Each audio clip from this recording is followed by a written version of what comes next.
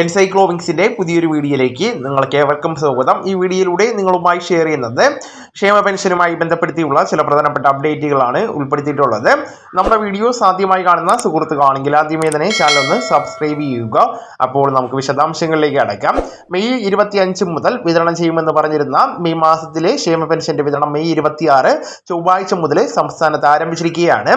ക്ഷേമ പെൻഷന്റെ തുക സ്വീകരിക്കുന്നതിനായിട്ട് account number നൽകിയിട്ടുള്ള 26 ലക്ഷത്തോളം വരുന്ന ഗുണഭോക്താക്കളുടെ ബാങ്ക് അക്കൗണ്ടുകളിലേക്കാണ് തിങ്കളാഴ്ച രാവിലെ 10 മണിക്ക് ശേഷം മെയ് മാസത്തെ പെൻഷൻ തുകയായിട്ടുള്ള 2000 രൂപ ക്രെഡിറ്റ് ആയി തുടങ്ങിയിരിക്കുന്നത്.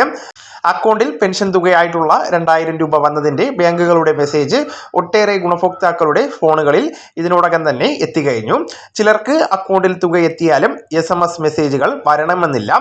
പക്ഷേ ബാങ്ക് ബാലൻസ് മൊബൈൽ വഴി ചെക്ക് ചെയ്യുമ്പോൾ 2000 രൂപയുടെ വർധനവുണ്ടെങ്കിൽ അക്കൗണ്ടിൽ തുക എത്തിയെന്ന് മനസ്സിലാക്കാവുന്നതാണ്. ബാങ്കിംഗ് സിസ്റ്റത്തിലെ തിരക്ക് ഒഴിവാക്കുവാൻ മണിക്കൂറുകളുടെ ഇടവേളകളിൽ ബാച്ചുകളായിട്ടാണ് ഗുണഭോക്താക്കൾക്കുള്ള പെൻഷൻ വിതരണം സെറ്റ് ചെയ്തിരിക്കുന്നത്. അതുകൊണ്ട് തന്നെ എല്ലാവർക്കും ഒരേ സമയം തുക എത്തിച്ചേരണമെന്നില്ല. ചിലർക്ക് ഇടവേളകളിൽ അല്ലെങ്കിൽ പിറ്റേ ദിവസമൊക്കെ ആയിട്ട് അക്കൗണ്ടുകളിൽ തുക ക്രെഡിറ്റ് ആകുന്നതാണ്. ക്ഷേമ പെൻഷന്റെ തുകയിൽ കേന്ദ്ര സർക്കാരിന്റെ വിഹിതമായിട്ടുള്ള 8 ലക്ഷത്തോളം വരുന്ന ഗുണഭോക്താക്കൾക്ക് 200, 300, 500 എന്നിങ്ങനെയുള്ള തുക കുറഞ്ഞ് 1500 മുതൽ 1800 വരെയൊക്കെ ആയിരിക്കും അക്കൗണ്ടിൽ എത്തിച്ചേരുന്നത്. കഴിഞ്ഞ കുറച്ച് നാളുകളിലായിട്ട് കേന്ദ്ര വിഹിതവും സംസ്ഥാനം മുൻകൂറായിട്ട് അനുവദിച്ചു പോരുന്നതിനാൽ ഏതാനും ദിവസങ്ങൾക്കുള്ളിൽ തന്നെ കേന്ദ്ര സർക്കാരിന്റെ PFMF സംവിധാനം വഴി കുറവായിട്ടുള്ള ആ തുകയും നിങ്ങളുടെ ആധാർ ലിങ്ക് ചെയ്തിട്ടുള്ള ബാങ്ക് അക്കൗണ്ടുകളിൽ എത്തിച്ചേരുന്നതാണ്. സഹകരണ ജീവനക്കാർ വഴിയുള്ള വീടുകളിലേക്കുള്ള പെൻഷൻ വിതരണം ആരംഭിക്കുന്നത് മെയ് 29 തീയതി മുതലായിരിക്കും ആരംഭിക്കുന്നത്. അതോടൊപ്പം തന്നെ വീടുകളിലേക്കുള്ള പെൻഷൻ പൂർത്തീകരിക്കുവാൻ ഏകദേശം 10 ദിവസത്തോളം എടുക്കുന്നതാണ്.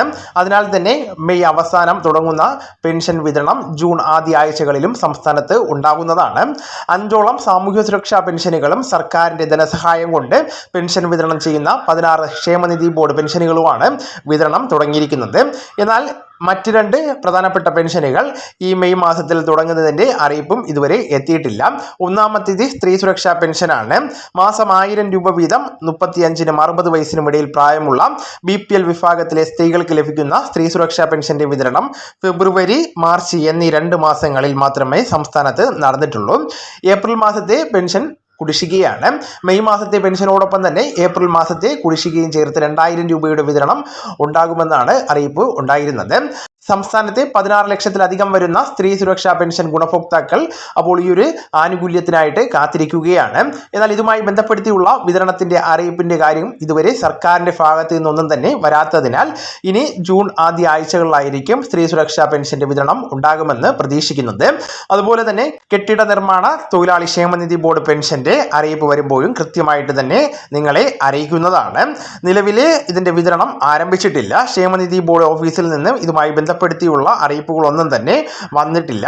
ജൂൺ മാസത്തിലായിരിക്കും ഇനി നിർമ്മാണ തൊഴിലാളി പെൻഷന്റെ വിതരണം ഉണ്ടായിരിക്കും എന്നാണ് നിലവിൽ ഇപ്പോൾ അറിയുവാനായിട്ട് സാധിച്ചിരിക്കുന്നത്. നിലവിൽ 15 മാസത്തോളം കുടിശ്ശിക പെൻഷനാണ് നിർമ്മാണ തൊഴിലാളികൾക്ക് ലഭിക്കുവാനുള്ളത്. ഈ കുടിശ്ശികകൾ എന്ന് കൊടുത്തു തീർക്കുമെന്ന് ഈ സർക്കാരിന്റെ പുതിയ തീരുമാനത്തെ ആശ്രയിച്ചായിരിക്കും ഉണ്ടായിരിക്കുന്നത്.